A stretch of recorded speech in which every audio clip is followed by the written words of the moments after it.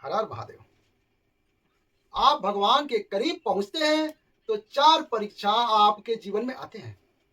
जब ये दिखने लगे तो समझ लेना आप भगवान के करीब पहुंच रहे हैं। आपकी परीक्षा हो रही है। भगवान की परीक्षा में फेल मत हो जाना। आज का बहुत ही महत्वपूर्ण प्रसंग है कि जब कोई महान आत्मा, पुण्य आत्मा परमात्मा के करीब पहुंचती है, अपनी साधना में आगे बढ़ते हैं, ध्यान में जैसे उनकी स्थिति ऊंची उठने लगती है और उनकी साधना ऊंचाइयों पर जाने लगती है, परमात्मा के करीब पहुंचने लगते हैं, तो ईश्वर उन आत्माओं की परीक्षा लेते हैं कि इनमें कितना निश्चय है। जैसे जैसे आप आगे बढ़ते हैं तो उनको अनेक परीक्षाओं से गुजरना पड़ता है। जहां एक ओर अपना आध्यात्मिक उन्नति के लिए संघर्ष करता है, अपने जीवन में आने वाली परेशानियों को कम करता है, तो वहीं पर उस आत्मा की परीक्षा भी ली जाती है। वह आत्मा जिस अपने लक्ष्य की प्राप्ति के लिए आगे बढ़ रही है, तो फिर परमात्मा उसकी परीक्षा भी लेते हैं। और जब ईश्वर परीक्षा लेता है तो उसकी परीक्षा होती है, तो हमें पता नहीं चलता है कि वह परीक्षा कैसे लेगा और किस रूप में लेगा। क्योंकि आज संसार में जब आप कोई भी परीक्षा देते हैं और कोई भी परीक्षा होती है, कोई भी परीक्षा जब आपके सामने आती है, तो आपको बहुत समय पहले से उसका पता चल जाता है कि इसका परीक्षा कब होने वाला है। कोई कुछ एग्जाम तो ऐसे होते हैं कि 6 महीने 3 महीने पहले से भी उसका मालूम चल जाता है। लेकिन ईश्वर जो परीक्षा लेता है उसका पता तो आपको पहले से नहीं चलता है। अब दुनिया की जो परीक्षाएं होती हैं उसका पता पहले से चल जाता है, तो फिर हम उस परीक्षा की तैयारी भी कर लेते हैं कि ऐसे तैयारी करना है, इस प्रकार से हमें तैयारी करनी है।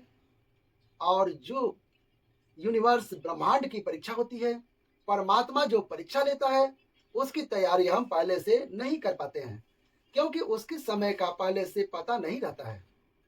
तो हम बस लगे रहते हैं, जब होगा सो देखा जाएगा।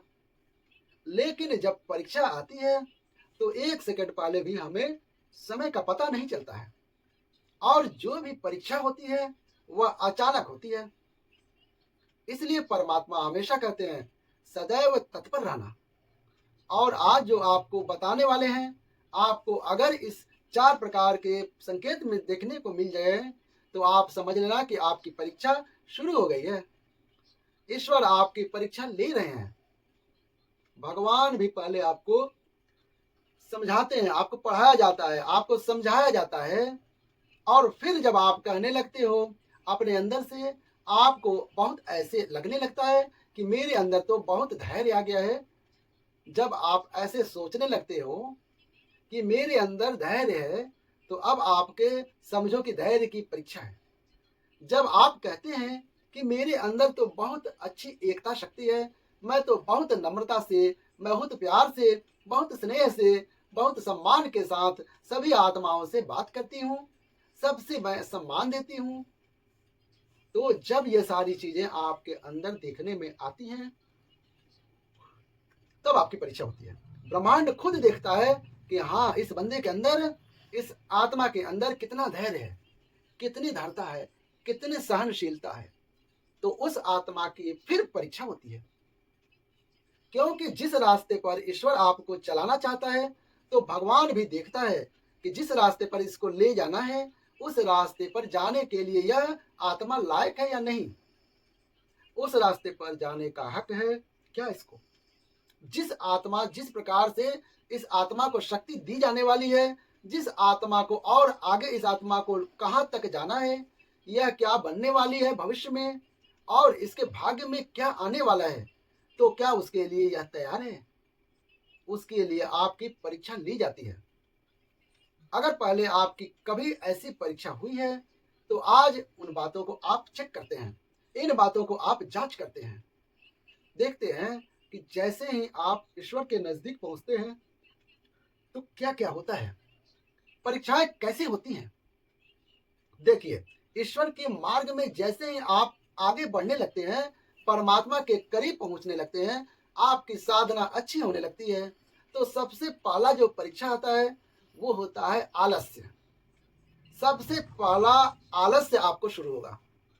आलस से आना, जो भी साधना आप कर रहे थे, जो भी आध्यात्मिक के नियम का आप पालन कर रहे थे, उसमें आलस से आने लगता है। कुछ दिन आप बहुत अच्छी साधना करेंगे, परमात्मा को याद करेंगे, साधना करेंगे, बहुत अच्छी ईश्वरीय कार्य की, देखिए हमको आलस आ रहा है, बहुत अच्छी सेवा करेंगे, सब करेंगे। कुछ दिन तक आपका मन साधना में बहुत अच्छे से लगेगा, और कुछ दिनों के बाद मन की अवस्था फिर ऐसी होने लगती है स्वतः, धीरे धीरे कि अरे बस करो, अब तो बहुत कर लिया, चलो सो जाते हैं। अब आलस्य जो है आपका साधना में या पूजा पाठ नियम से करते हैं, तो उसमें पूजा पाठ में भगवान को याद करने में, नाम जप करने में फिर आपका मन नहीं लगेगा। तो ये जो परीक्षा आपकी ली जा रही है, आपकी इच्छा शक्ति की जांच करने के लिए परीक्षा ली जाती है कि क्या ये आत्मा आलसी होकर बैठ जाएगी, या फिर ये लगातार अपने पथ पर आगे बढ़ते रहेंगे, और इस आत्मा के प्रति अंदर से क्या लगन है।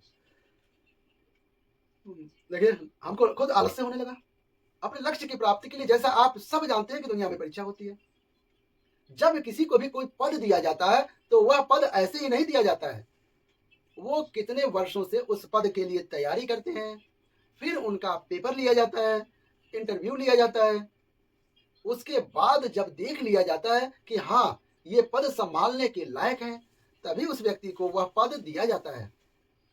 तो परमात्मा तो हमें देव पद की प्राप्ति, स्वराज्य अधिकार देने आए हैं, देव आत्मा बनाने आए हैं, राजा बनाने आए हैं। तो परमात्मा भी हमारी परीक्षा लेते हैं, पता करते हैं कि इस आत्मा को जो बनना है यह उससे लायक है या नहीं है। ऐसे ही नहीं आपको अपना पद मिल जाएगा, इसके लिए भी परीक्षा देनी पड़ती है, बड़ी भारी परीक्षा होती है।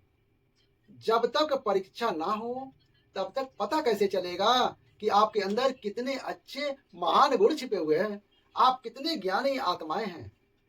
इसलिए जो परीक्षा होती है आपके मजबूती के लिए होती है, आपके गुणों को प्रकट करने के लिए परीक्षा होती है। यह आपके इरादों की परीक्षा होती है कि आप, ये आत्मा छोटी मोटी समस्याओं से, बातों से घबरा तो नहीं जाती है। तो आप इस बात को जांचने के लिए आपके साथ हुआ है क्या। और आपके नियमों की परीक्षा होती है। जो आप नियम बना लेते हैं कि हम इतने घंटे साधना करेंगे, सुबह ब्रह्म मुहूर्त में, अमृत बेला में इतने बजे उठेंगे, भगवान को याद करेंगे, ध्यान करेंगे, या पूजा पाठ करेंगे, या भक्ति मार्ग में हैं, तो कहते हैं मुझे व्रत करने हैं, ये नियम लिया है, इतनी बार माला जाप करना है, ये उपवास करना है, यह करना है, ये साधना हमें 21 दिन तक करना है, या हमें लगातार कुछ सिद्धि प्राप्त करने के लिए कि कितने दिन तक हमारी ये साधना करनी है। इस तरह मैंने रोज का नियम बनाया है, और जब भी आप ऐसे नियम बनाते हैं और अपने नियम पर चलने का सोचते हैं, तभी आपकी परीक्षाएं शुरू हो जाती हैं। और सबसे पहला जो परीक्षा है आपको बता दूं, वह है आलस्य। यह सबसे पहली परीक्षा होती है, और यह परीक्षाओं में सबसे पहला परीक्षा है। इसके लिए आपको बहुत अच्छे से तैयारी करनी पड़ती है। और नंबर 2 है, जैसे ही आप परमात्मा के करीब पहुंचते हैं तो दूसरी परीक्षा होगी, वो आएगी रिश्तों की तरफ से। रिश्तों में उलझने पैदा होगी, सगे संबंधी, माता पिता, दोस्त, पति पत्नी, पड़ोसी, रिश्तेदार इत्यादि को माध्यम बनाकर आपको भटकाने का प्रयास किया जाएगा कि माया प्रवेश करके लोगों के अंदर आती है, और आपका जो रास्ता है उस रास्ते को भटकाने का बहुत लोग प्रयास करेंगे, प्रयत्न करेंगे। और अगर आप अच्छे से नहीं मानते हैं तो फिर वो प्रताड़ित करते हैं, तकलीफ देना शुरू कर देते हैं।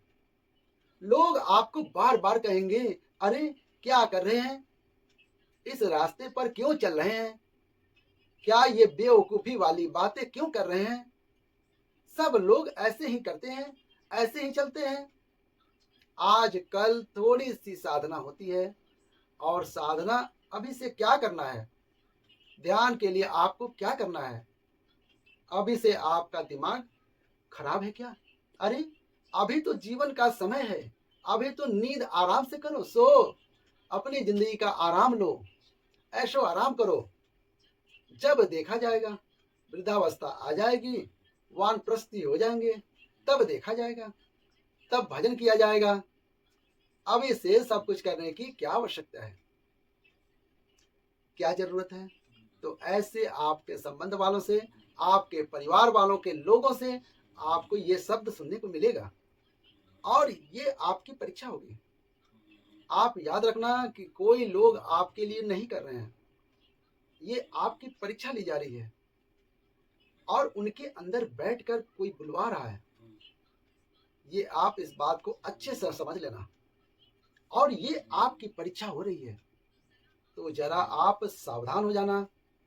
आपको अपने लक्ष्य से भटकाने के लिए ये सब कुछ हो रहा है और जिस व्यक्ति पर आप अटूट विश्वास करते हैं, बहुत ज्यादा विश्वास करते हैं और वही ऐसे शब्द आपसे ज्यादा बोलेंगे। ऐसा लगेगा आपको कि आपके माता पिता के द्वारा, आपके परिवार के लोगों के द्वारा आपके सामने एक धर्म संकट में खड़ा कर दिया जाएगा। बस वीडियो का यही अंत करते हैं और वीडियो अच्छी लगी तो प्यारा सा लाइक कर दीजिएगा और चैनल को सब्सक्राइब कर दीजिए। सब्सक्राइब करते समय यहाँ बेल आइकन है, यहाँ जरूर दबा दीजिएगा। हर हर महादेव।